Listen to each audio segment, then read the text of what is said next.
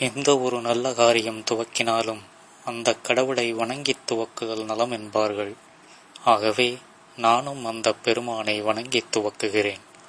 அன்னை பார்வதிக்கும் அப்பன் பரமனுக்கும் அருந்தவப் புதல்வனாய் அவதரித்து அன்றாடம் தருகின்ற துன்பங்கள் தாங்காமல் அழுதோடி வரும் கூட்டத்தின் கவலைகள் தீர்த்து வைத்து என்னை தேடி வந்தால் இன்பமுண்டு எல்லோருக்கும் எனும் உறுதி தந்து சிரிக்கின்ற அந்த கணேசப் பெருமானை மட்டுமல்ல, அன்னை ராஜாமணியாருக்கும் ஐயா சின்னையருக்கும் அருந்தவப் புதல்வனாய் அவதரித்து அன்றாடம் தருகின்ற துன்பங்கள் தாங்காமல் அழுதோடி வரும் கூட்டத்தின் கவலைகள் தீர்த்து வைத்து என்னை தேடி வந்தால் இன்பமுண்டு எல்லோருக்கும் எனும் உறுதி தந்து சிரிக்கின்ற கலை தெய்வம் நம் சிவாஜி கணேசப் பெருமானையும் வணங்கித் துவக்குகிறேன். நமக்குள்ளே ஒரு கதை பேசிக்கொள்வோம். என்னைப் போல் ஒரு எளியவனை இந்த கதைக்கு நாயகனாக்கிக் கொள்வோம். அந்த எளியவனுக்கு கடவுள் என்றால் கொள்ளை பிரியம். எல்லோரையும் காக்கும் கடவுளை கண்ணார காண வேண்டும் எனும் ஆசை அவனுக்கு. ஞானக் கடல் நீந்தி கரையேறியவர்களுக்கு கடவுள் தெரிந்ததாக அவன் கதைகளில் படித்திருந்தான்.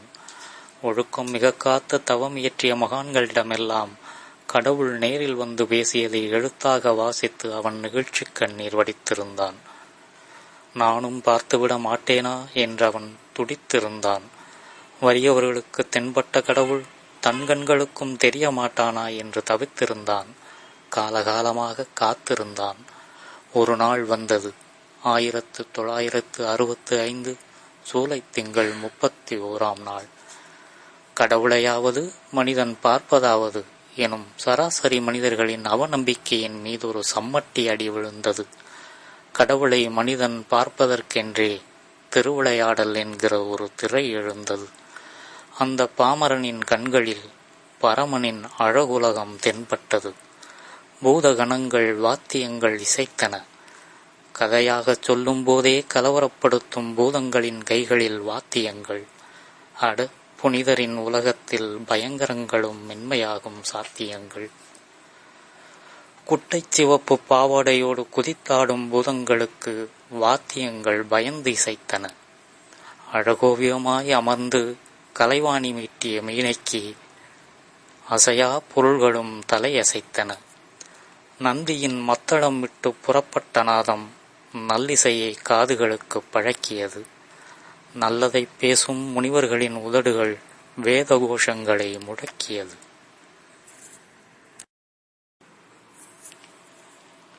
பக்தி செய்த எல்லோரையும் பெருமை செய்யும் விதமாக பச்சை நிற பார்வதி அங்கே அழகுறத் தோன்றலானாள். கடவுளமரும் பீடத்தின் கீழமர்ந்து கை நிறைய அள்ளிய மலர் கொண்டும் கனித்தமிழ் சொல் கொண்டும் கடவுளை அவள் வழிபட்டாள். ஈசன் அடி போற்றி, எந்தை அடி போற்றி, தேஜனடி போற்றி, சிவன் சேவடி போற்றி, நேயத்தே நின்ற நிமலனடி போற்றி, மாயப் பிறப்பறுக்கும் மன்னனடி போற்றி, சீரார் பெருந்துரை நம் தேவனடி போற்றி, ஆராத இன்பமருளும் மலை போற்றி. அன்னை பார்வதி இப்படித்தான் வழிபட்டாள்.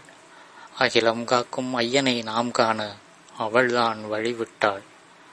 அங்கே தெய்வலோகத்தோடு வெண்புகை கலந்து சுற்றிச் சூழ்ந்த பகை பெரிதாய் எழுந்தது நிமிர்ந்து, நிமிர்ந்தது வடிந்தபின் உயர்த்தி கட்டிய சடைமுடியும் உட்கார்ந்த நிலையில் கூட உயர்வு காட்டும் ஓர் வடிவும் அகன்று பறந்த முகத்தினிலே பரவி நிற்கும் அருட்தெளிவும் அன்பும் அறிவும் இணைந்திருக்கும் முகப்பொலிவும் கடுமையான விஷம் கூட என்னிடம் தோற்கும் என்று காட்டுதற்கு கழுத்திலே தொங்கவிட்ட பாம்பு தோரணமும் கால்மடித்து அமர்ந்திருக்கும் கம்பீரத் தோரணையில் கடவுள் என்கிற பூரணமும் 3ஆம் கண் ஒளிந்திருக்கும் நெற்றியின் கீழ் மூடி திறக்கின்ற விடியிரண்டில் பேரொளியும் அகிலம் முழுமைக்குமாய் அவையிரண்டில் தேங்கி நிற்கும் பேரன்பும் ஆதரவாய் நானுண்டு என ஆசீர்வதிக்கும் திருக்கரமுமாய் அவன் கடவுளைக் கண்டான். கலை என்கிற விஷயத்தை தன் தவமாய்க் கொண்ட எங்கள் சிவாஜியின் வடிவில் அவன் கடவுளைக் கண்டான். சும்மா பெருமைக்காகச் சொல்லவில்லை நாங்கள் நடிகர் திலகத்தை கடவுள் என்று. கடவுள் என்பவன் யார்? சராசரி மனிதனின் வேகங்கள் திறமைகள் மீறிய மகாசக்தி கொண்டவன் கடவுள். எங்கள் நடிகர் திலகத்திற்கு அந்த சக்தி இருந்தது. ஆகவே கடவுள் என்கிறோம். சாதாரண மனிதனின் சங்கடங்கள் தீர்க்க வல்லவன் கடவுள். எங்கள் நடிகர் திலகம் தீர்த்திருக்கிறார். ஆகவே கடவுள் என்கிறோம். சார்ந்திருக்கும் அத்தனை பேரையும் சந்தோஷமாக வைத்திருப்பவன் கடவுள். எங்கள் நடிகர் திலகம் வைத்திருக்கிறார். ஆகவே கடவுள் என்கிறோம். கடவுளுக்கான உடைகளை தரித்து, கடவுளுக்கான ஆபரணங்களை அணிந்து, கடவுளுக்கான விசேஷ புன்னகையும் சுமந்து இங்கே எத்தனையோ நடிப்பறிஞர்கள் கடவுளின் வேடமுட்டு நடித்திருக்கிறார்கள், ஜெயித்திருக்கிறார்கள். இன்று நேற்றல்ல, கடவுளின் வேடத்திற்கும் கலை உலகத்திற்கும் நீண்ட காலமாக நெருக்கம். ஆனால் ஒரு நடிகன் கடவுளானதும் அவன் நடித்தே கடவுளானதும் நடிகர் திலகத்திலிருந்துதான் தொடக்கம். திருவிளையாடல் நேற்றிருந்த இன்றிருக்கும் எல்லோருக்கும் பிடித்த படம்.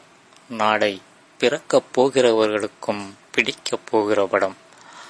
மனிதனையும் இறைவனையும் மகிழ்ச்சி கயிறு கொண்டு பிணைத்த படம் திருவிளையாடல்.